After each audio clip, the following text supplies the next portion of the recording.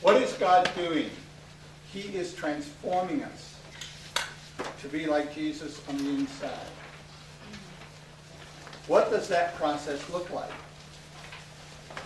There are two mega trends in that process.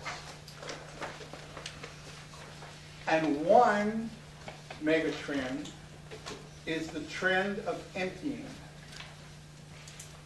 There must be, first of all, an emptying. Why?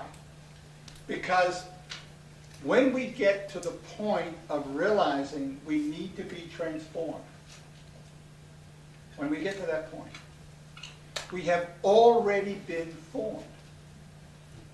We've already been formed. How we put on our clothes, how we drive a car, how we speak a language, how we think, this is all part of our forming.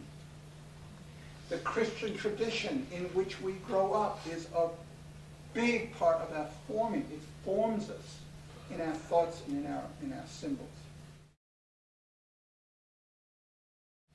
So there is a process of emptying, being emptied. Now, of course, we're not emptied of all of that, but there has to be a process of being emptied or unformed so that we can be reformed.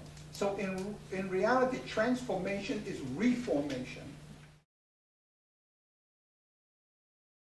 Solitude is an entry point into both of these trends. And silence completes solitude. Now, what would you say if I said to you, your soul craves solitude? Elijah, formed in the desert, formed in solitude. Anthony of Egypt, formed in the desert. Word of God came to John in the desert. Moses, one of the greatest leaders in all of history. One of the greatest leaders of all of history. Formed in the desert.